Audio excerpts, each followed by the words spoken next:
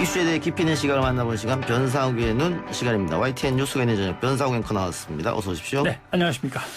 자, 제가 도입부의 치열한 접전이라고 이야기를 했습니다. 아직 결론은 나지 않았습니다만 트럼프가 재선을 할 것처럼 보이네요. 예, 애리조나가 지금 바이든 후보한테 간다고 치고 대충 계산을 해보면 뭐 주 이름이 너무 많아서 복잡하시겠습니다만 남은 결과는 간단합니다. 위스콘신이 10개 남았고 펜실베니아가 20개 남았고 조지아가 한 16개 남았는데 예. 이 중에 바이든이 2개만 이기면 됩니다. 예. 2개 다 이길 가능성이 얼마나 있냐. 펜실베니아가 일단 불안하고. 일단 뭐 개표 봤는데 앞서가고 있으니까 트럼프가. 예, 뭐가 됐든 위스콘신, 펜실베니아, 조지아 중에서 둘만 갖고 오면 됩니다. 예. 바이든으로서는. 예. 트럼프로서는 뭐 그걸 막으면 이기는 거고요. 이렇게 되는 건데 글쎄요. 바이든이 그래도 아슬아슬하게 진땀을 흘리다가 이기겠지라고 저는 예측을 했었는데 이게 그게 아니군요. 지금 바이든이 믿고 있는 거는 우편 투표, 뭐 사전 투표 이런 것에 자신이 앞서기 때문에 뒤에 그게 오픈되면 내가 뒤집을 수 있을 것이다. 그런 아주 신락 같은 희망은 안고 있는 것 같아요. 아직은 갖고 있는 거죠. 그러나 트럼프는 또 펜실베니아에서 만약에 우편 투표 늦게 온 거 갖고 이긴다 그러면 나는 확 뒤집을 거야. 이렇게 이제 생각을 하고 있는 거고요. 결국 선거 예측하는 게 참 어렵긴 하지만 두 가지로 되게 나뉩니다. 첫 번째는 이제 펀더멘탈이죠. 기본적으로 경제가 지표상으로 뭐 실업률, 취업률, 경제 성장률, 뭐 또는 뭐 대통령의 국정 운영 지지율 이런 걸로 딱 숫자로 나오는 거 보면은 대세는 결정되는 거야. 이렇게 생각하는 데가 있고 한편으로는 숫자 좋아봤자 웬만큼 좋지 않으면 캠페인하고 바람으로 확 뒤집으면 뒤집혀. 이런 이제 두 가지 유형으로 나뉘는데 이번에는 캠페인으로 뒤집히는 결과가 나온 거죠. 사실 좀 바이든의 구호가 오늘 뭔지 기억이 안 나더라고요. 다시 찾아봤어요. 미국의 정신을 되찾자. 조금 약하죠. 트럼프처럼 미국을 다시 위대하게 계속 위대하게. 뭐 이렇게 좀 이렇게 바람을 불러일으키기 좀 좋았던 것 같습니다. 자, 그런데 뭐 캠페인과 바람도 말씀해 주셨는데 지금까지 재선을 못한 대통령들의 공통점 보면 해당 연도에 실업률이 굉장히 높았다는 거거든요. 이번에 실업률이 굉장히 높았는데 이게 높았죠. 트럼프 탓이냐. 거의 실업률이 8%까지 갔는데 거기서 이제 제일 애매한 게 물어봤어요. 트럼프 지지자들한테. 당신의 살림살이가 나아졌습니까? 그러니까 80%가 예스라고 대답을 했어요. 코로나19가 있었는데도 어떻게 그런 대답이 나오는지 20%는 아니요로 나왔고요. 또 민주당 바이든 후보 지지하는 사람한테 물어봤더니 여기서 좀 이상하게 나옵니다. 60%가 나아지긴 뭘 나아졌어요. 이렇게 이제 대답을 하죠. 근데 20%는 아니온데 20%는 잘 모르겠어요. 이런 대답이 나옵니다. 트럼프 지지자들한테는 그런 게 없거든요. 확실하게 80%가 밀어주고 뭐 나머지는 아니었던 건데 아무튼 그런 점에서 트럼프의 지지자들의 결합도 충성도가 훨씬 더 강하지 않냐. 백인 남성을 중심으로. 뭐 실업률이고 뭐 필요 없다. 우리는 그냥 민다. 이렇게 되는 것 같아요. 그리고 뭐 매번 미국 선거 때마다 지적되는 이야기이긴 합니다만 그 세계 최고 강대국이고 민주주의를 뭐 제일 먼저 실현한 국가고 그럼에도 불구하고 투표는 왜 이렇게 아무리 봐도 이해가 안 된다. 투표 시스템을 바꿔야겠다라는 얘기는 계속했는데 각 주마다 다 헌법을 바꿔서 그 퍼센트가 아마 75%가 넘어야 될 겁니다. 그 절차를 밟으려면 엄청난 노고가 필요하죠. 그래서 결국은 못 바꾸고 있는데 이런 게 있어요. 요번에 투표권법이라는 게 있습니다. 투표권을 누구한테 줄 거냐. 예를 들면 뭐 특정 주 같은 경우는 중범죄형을 받은 사람한테는 아예 안 준다. 이런 것도 있고 투표 신분 확인법도 있지 않습니까? 결격 사유를 뭔가 증빙으로 제시를 해서 지우지 않는 한은 또는 네가 확실하게 미국 시민권자라는 증빙 서류가 없는 한은 투표권을 못 주겠다. 이 두 개가 누구한테 몰리냐면 결국은 가난한 흑인이나 유색인종이나 그다음에 하층민들한테 그 불리함이 갑니다. 백인들 그래도 잘 사는 사람들한테는 당연히 투표권이 가는 거지만 못 사는 사람들한테는 좀만 실수했거나 죄를 지었거나 아니면은 여기저기 옮겨다니면서 노동한이라고 주거가 불안정하면 투표권이 안 넘어가는데 그걸 증빙해내려면 며칠 쫓아다니면서 서류를 마련해야 되거나 이런 건데 코로나19가 이걸 더 어렵게 만들었어요. 투표권을 받아내는 걸 더 어렵게 코로나19가 만들어가지고 어떻게든 조기 투표나 우편 투표를 해서 그걸 메꿔보려고 했지만 코로나19 때문에 정말 어려웠던 것 같습니다. 예. 뭐 유색인종 말씀해 주셨는데 전과가 있거나 벌금을 내지 않으면 투표권을 주지 않는. 그렇죠. 이것도 예전에는 없었던 건데. 지난번에 대법원이 그걸 풀어버렸죠. 예. 그래서 각 주가 알아서 정하도록. 그걸 연방 정부가 간섭하지 못하도록. 이렇게 했기 때문에 각 주마다 그 주의 특성에 따라서 선거법이 막 바뀐 거죠. 근데 그렇게 하면은 트럼프한테 유리하게 되는 거지 않습니까? 유리하죠. 왜냐하면은 미국의 전형적인 투표제도의 특징은 유권자들은 그냥 대충 흉내만 좀 내줬으면 좋겠어. 우리가 알아서 할게. 우리 두 당이 어떻게든 나눠 갔든지 뭐 어떻게 하든지 알아서 할게. 이런 투표제도의 특징을 갖고 있기 때문에 결국 유권자들은 항상 찬밥 신세가 되면서 선거제도는 그쪽으로만 계속 발전하고 있어요. 결국 뭐 선거인단이 결정하는 거니까. 네. 그리고 이 러스트 벨트. 이번에도 그 마지막 세까지 안 까진 게 이제 러스트 벨트였다. 이렇게 얘기하는데 여기가 원래 민주당 지지했는데 지난 선거 때부터 트럼프 후보로 바꿨단 말이죠. 그런데 이유가 있을까요? 오바마가 2번이나 여기서 지지를 받았거든요. 러스트벨트에서. 그러니까 10년간 사실은 러스트벨트가 민주당을 지지해 오다가 뒤집히는데 그 뒤집힌 게 결국은 경기 침체입니다. 뭐 무너진 중산층 이렇게 표현하는. 백인 노동계급이라는데 우리가 노동자 계급하면 중산층으로 다 대접은 못 받지만 미국에서 노동자 백인 계급하면은 중산층이죠. 백인 노동계급이 경기 침체와 외국 기업의 진출과 외국 노동자들의 진출로 위기를 느끼는 거죠. 경제적인 박탈감을 상당히 느낍니다. 여기에 대해서 트럼프가 미국 제일주의, 봉쇄적인 경제정책 못 들어오게 하고 못 가져가게 하고 미국에서 나갔던 걸 다시 찾아서 미국으로 갖고 오고 뭐 이런 거죠. 미국 우선주의와 신자유주의적인 주변국 약탈 이런 걸로 어느 정도 보상해 주거나 보완해 줬느냐.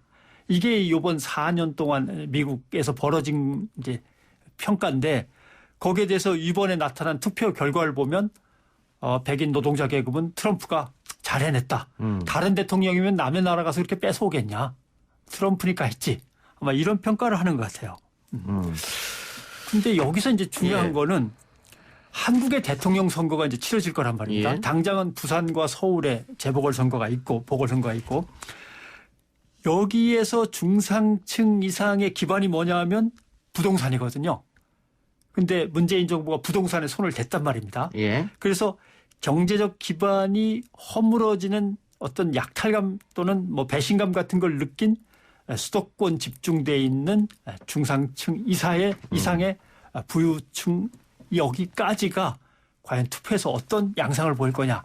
미국 대선을 보면서 아마 판단을 해봐야 될 겁니다. 미국 대선을 보면서 참 여론조사를 못 맞히네. 여론조사가 안 맞네. 이런 생각하시는 분도 계실 텐데 우리 여론조사는 뭐 최근에 들어서는 꽤 맞는 편이에요.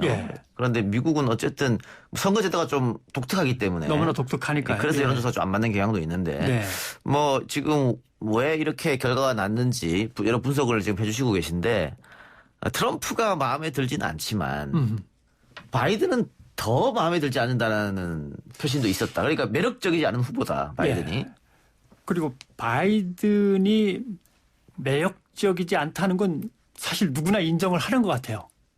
저 사람이 왜 그동안 그렇게 여러 번 대통령에 도전해도 잘 안 되나 하는 그런 느낌을 사람들이 많이 받는 것 같고 그다음에 뭔가 확실한 미국을 갖다 다시 부흥시키겠다는 사람들의 어떤 소구에 반응을 잘 못 보여준 것 같아요. 왜냐하면 미국은 물론 백인들은 백인 중심의 부유한 나라로 돌아가는 걸 원하고 흑인이나 히스패닉 같은 약자들은 뭔가 확실한 좀 더 평등해질 수 있는 방안을 갖다 좀 제시했으면 하는데 그 둘 다 맞추질 못한 것 같은 느낌이 확 들고 트럼프 같은 경우 이번에 좀 드러난 특징 중에 하나는 농촌에서 대폭적인 지지가 있습니다. 왜냐하면 농촌에 예산을 많이 던져줬거든요. 그리고 국제 농업 관련 무역 협정에서 미국의 농민들한테 유리하도록 엄청난 조약 협상들을 받아냈습니다.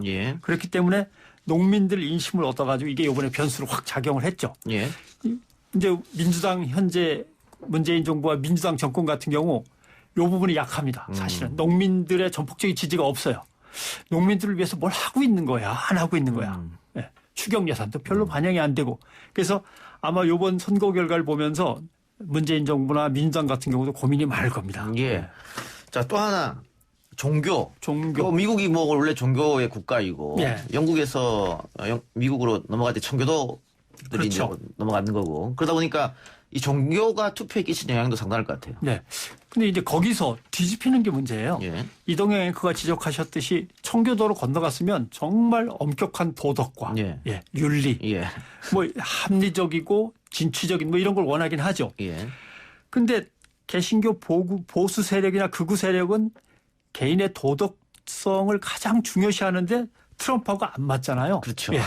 그건 왜냐하면 개신교 보수가 극우적인 성향을 더 띄었기 때문에 그렇습니다. 예. 그러니까 미국의 이제 극우 개신교는 과거에 번성했던 기독교 위주, 백인 기독교인 위주의 국가로 다시 돌아가는 걸 원하는데 예. 트럼프가 여기에 맞춰주는 거죠. 예. 미국 제일주의, 미국 우선주의를 채택하면서 백인 남성 위주의 미국. 이걸 예. 트럼프가 선언을 하거든요. 예. 그러니까 미국의 극우 개신교도들이 보기에는 트럼프하고 뭔가 일치해 나가는 거죠. 물론 트럼프가 상당히 엉터리 개신교인인 건 알지만 도덕적으로 흠이 많다는 것도 알지만 그걸 넘어서 버리는 거죠. 근데 하필 바이든 후보가 카톨릭이에요. 예, 하필 또 그렇습니다. 그러니까 이건 한국에서도 양상이 비슷하지 않습니까? 예. 대통령을 2번이나 줬는데 2번 다 감옥에 보낸 어떻게 보면 새누리당부터 시작해서 국민의힘에 이르기까지의 보수정당. 문제가 있다는 걸 사실은 도덕적으로 문제 있다는 걸 개신교가 지적을 해야 되는데 개신교 보수 진영이 지지를 하죠. 극우 성향을 예. 갖다 확실하게 띄면서 예. 확 둘의 동맹으로 거꾸로 나가버리죠. 그런 거하고 양상이 지금 비슷합니다. 예. 또 지금 인터넷에서는 네. 지난번에 불었던 BLM, 블랙 라이브스 매러, 흑인의 생명도 소중하다.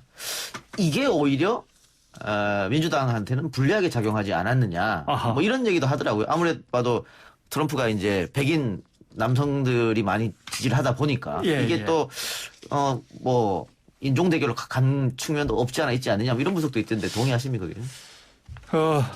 글쎄요. 거기까지는 동의를 좀 못할 것 같은데 예.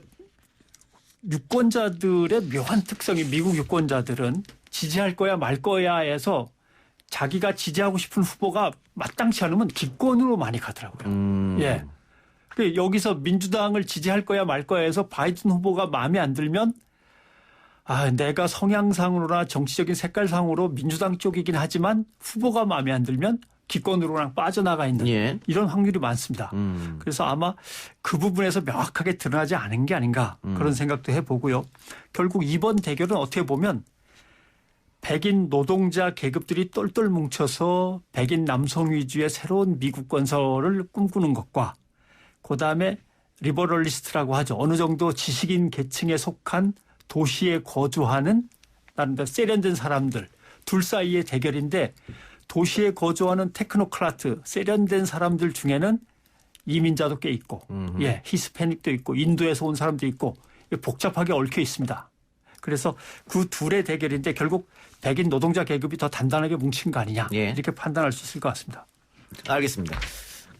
아직 결정난 건 아닙니다. 바이든도 네네, 끝날 때까지 끝난 건 아니다. 이런 입장을 내놨기 때문에 예.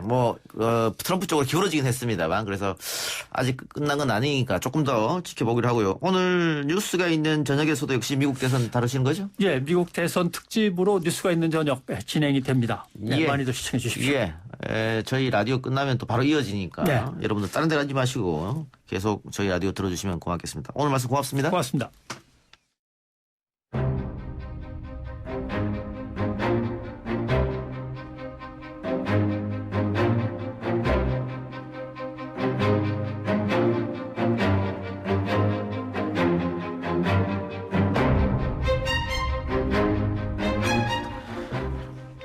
정면 인터뷰 계속 이어지겠습니다. 트럼프냐 바이든이냐 세계 이목이 미국 대선으로 몰린 가운데 경합주 6곳 중 5곳에서 트럼프가 우위에 있는 그런 상황입니다. 남의 나라 선거이긴 하지만 모두가 관심 갖는 이유는 역시 우리나라 정세에 막대한 영향을 미치는 국가가 미국이기 때문이겠죠. 오늘 우리에게 미치는 영향 국립외교원 김준영 원장님과 이야기 나눠보겠습니다. 원장님 나와 계십니까? 네, 안녕하십니까. 네, 예. 김준영입니다. 네. 자, 트럼프 대통령이 일단은 뭐 아직 끝난 건 아닙니다만 우위를 보이고 있습니다. 원장님 바이든이 이길 거라고 예측하셨던 걸로 알고 있는데. 예, 저 바이든이 이길 줄 알았습니다. 벌써 지금 결과만 가지고도 말씀하신 것처럼 결정은 안 났습니다만 지금 나와 있는 것까지만도 사실 예상을 많이 빗나간 것 같습니다. 네. 예. 자, 많은 사람들의 예상을 깨고 다시 한번 트럼프가 이런 저력을 보여주는 거 어디에 있다고 보세요? 결국 이제 많이 걱정했던 게 결국은 여론조사 때 얘기하는 거하고 투표장에 가는 건데요. 예. 아무래도 자기가 싫어하는 후보를 떨어뜨리는 것보다 자기가 열렬하게 지지하는 사람들이 결집력이 훨씬 뛰어났던 것 같고요. 예. 그리고 아무래도 현직 대통령의 프리미엄도 많이 작동했는 것 같습니다. 예.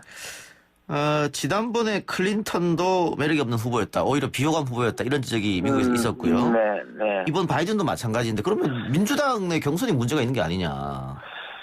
근데 이제 사실상 좀 그런 얘기들이 있죠. 예. 사실 오바마가 연속으로 당선할 때도 이제 공화당 내에는 그런 얘기가 있었습니다.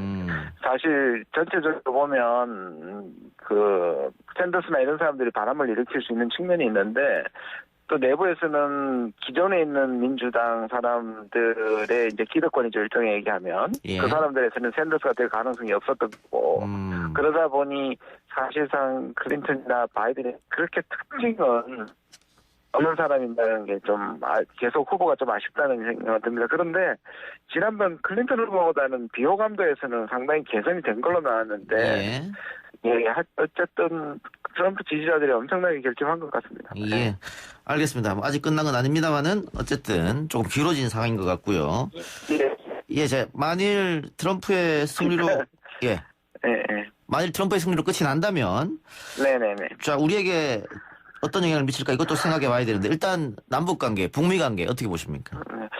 그러니까 이제 연속선상이잖아요. 좋은 점은 이제 다시 바이든이 됐더라면 사람들 다 갈고 다시 대외 정치를 하고 국내 정치에 집중하고 이런 것들 때문에 상당히 시간 타이밍으로 생각하면 손실되는 게 되게 많았습니다. 근데 트럼프가 되면 이제 그런 부분은 없기 때문에 어떤 면에서 이제 북한 문제 같은 경우는 좀 다행이라고 볼 수 있죠.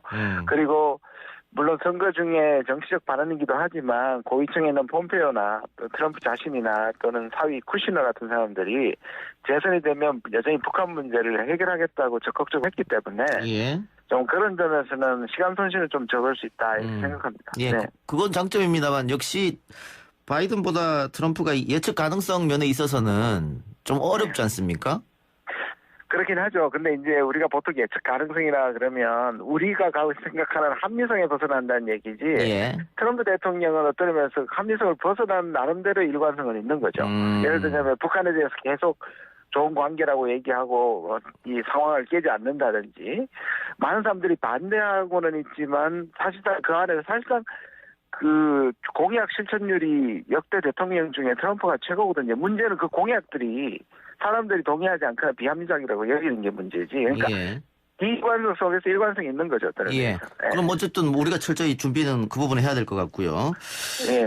트럼프가 되면은 결국은 또 팍스 아메리카나 미국 중심주의 뭐 이렇게 얘기가 흘러갈 텐데 그러면 뭐 주한미군 철수나 방위비 분담금 문제 이런 이슈는 또 우리에게 계속 압박으로 다가올 거 아니겠어요?